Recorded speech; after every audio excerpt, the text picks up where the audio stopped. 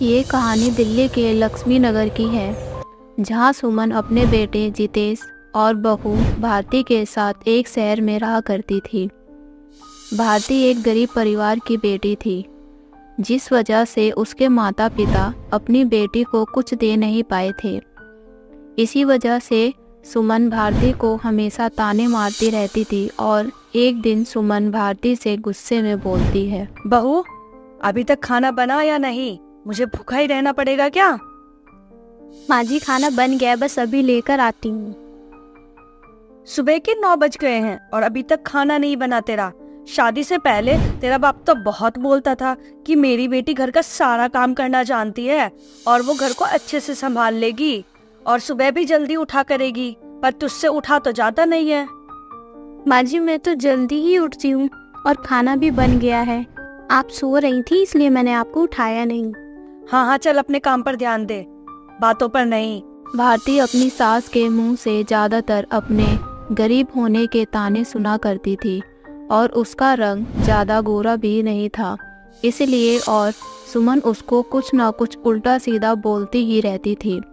लेकिन फिर भी वो अपनी सास को पलटकर जवाब नहीं दिया करती थी। तभी शाम को भारती खाना बनाने ही जा रही थी, तभी घर पर एक लड़का आता है और वो सुमन को कुछ बताकर वहाँ से चला जाता है। उसके जाने के बाद सुमन चिल्लाती है, तभी वहाँ भारती आती है। हे भगवान, ये क्या हो गया मेरे बेटे को? क्या हुआ माँ जी, आप ऐसे चिल्ला क्यों रहे हो? ये सब तेरी वजह से हुआ है। जब से तू इस घर में आई है, या तो मैं बीमार रहती हूँ या फिर मेरे बेटे का काम सही से नहीं चलता, और आज तो अनर्थ ही हो गया। आज मेरे बेटे का एक्सीडेंट हो गया और वो सब तेरी वजह से हुआ है। माँ जी, ऐसा क्यों बोल रहे हो आप? उनका एक्सीडेंट हो गया है, पर कैसे? और अब वो कहाँ हैं? बंद कर अपने ये ड्रामे, मैं सब जानती हूँ। तू मनहूस है। जब से मेरे घर आई है तब से हमारे घर की सुख शांति नहीं रही।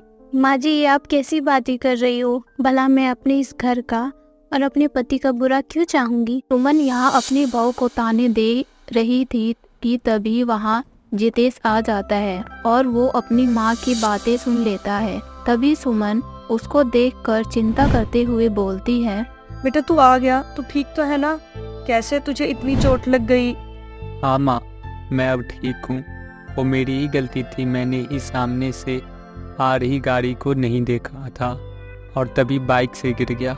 बेटा इसमें तेरी कोई गलती नहीं है, ये सब इस लड़की की वजह से हो रहा है। ये मनहूस है, जब से आई है तब से ही कुछ सही नहीं हो रहा है, ना रंग है ना रूप है। अगर उस दिन इसका बाप मेरे घर आकर रोकर और इतनी जिद करके नहीं जाता, मैं कभी इसको अपनी बहू नहीं बनाती। मगर अब और नहीं, ये लड़की और अब नहीं रह सकती मेरे घर में। आज इसको यहाँ से जाना ही होगा। ये क्या बोल रही हो मम्मी? इसमें भारती की क्या गलती है? एक्सीडेंट मेरी वजह से हुआ था, उसकी वजह से नहीं। तू चुप कर, तुझे कुछ नहीं पता। आज मैं इसको घर से बाहर निकाल कर ही रहूंगी। सुमन भारती को मारते हुए घर से बाहर निकाल रही थी, मगर जितेश को अपनी माँ का यह व्यवहार बिल्कुल पसंद नहीं आया। तभी वो अपनी माँ को रोकते हुए बोलता है, बस करो आप, ये सब क्यों कर रहे हो? और भारती को क्यों मार रहे हो? कहाँ जाएगी वो इस टाइम? कहीं भी जाए मुझे उससे कोई मतलब नहीं। इसको निकालने के बाद मैं तेरी शादी एक अच्छे घर की लड़की से करवाऊंगी, जो बहुत सारा सामान लेकर आएगी। अब ये गरीब लोग क्या जाने अच्छा घर परिवार क्या होता है। इनके पास 2 वक्त के खाने को पैसे तो होते नहीं है। ठीक है माँ, अगर तुम चाहती हो कि भारती यहाँ न रहे तो ठीक है, वो यह घर अकेले छोड़ के नहीं जाएगी, मैं भी उसके साथ जा रहा हूँ। जितेश इतना बोलकर भारती का हाथ पकड़कर उसको वहाँ से सुमन का जवाब सुने बिना ही भारती को लेकर चला जाता है। सुमन उन दोनों को जाते हुए बस देखती रही और दूसरी तरफ जितेश भारती का हाथ पकड़कर उसको घर से दूर एक मेट्रो स्टेशन के पास आ जाता है। तभी भारती जितेश से बोलती है, जितेश जी, अब हम कहाँ जाएंगे? हमारे पास तो अब कहीं रहने की जगह भी नहीं है। देखते हैं भारती, अब हमें कुछ ना कुछ तो करना ही पड़ेगा।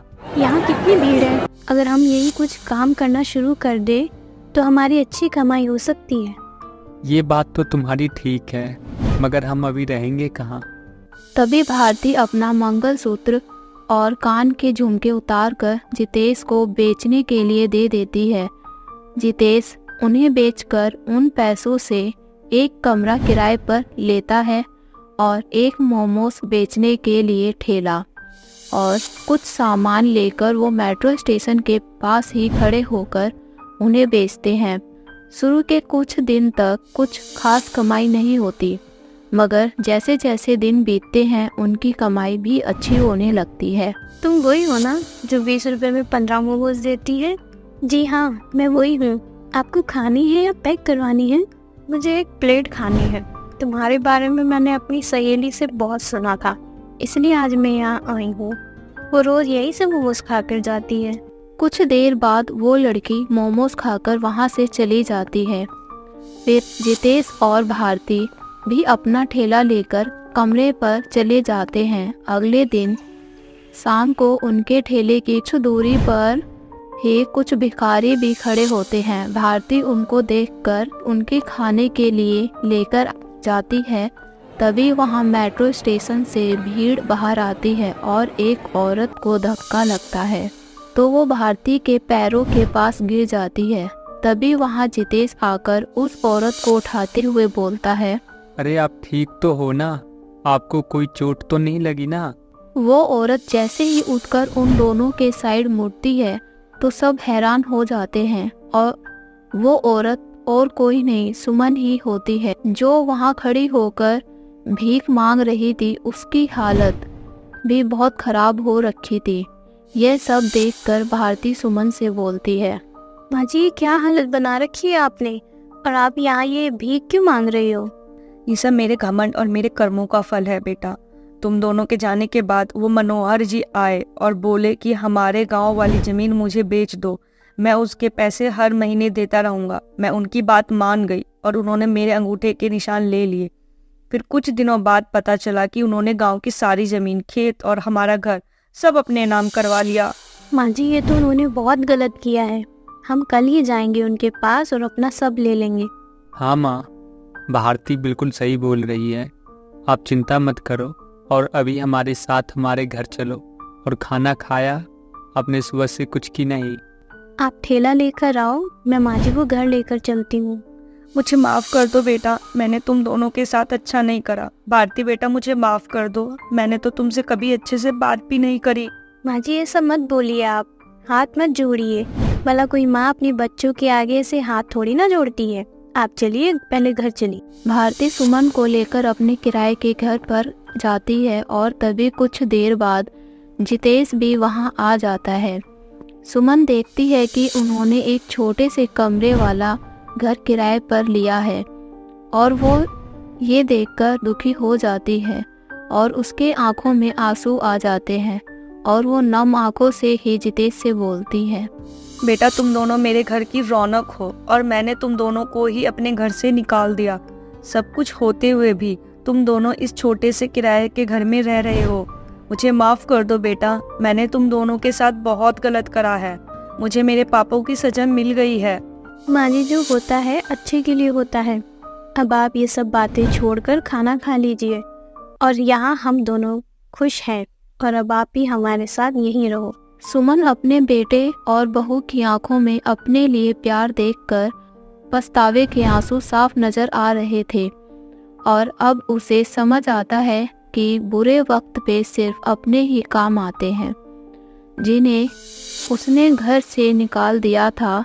सुमन फिर अब अपने बेटे बहू के साथ ही खुशी खुशी उनके पास रहने लगी। भारती की मोमोज बेचने में उसकी मदद करने लगी।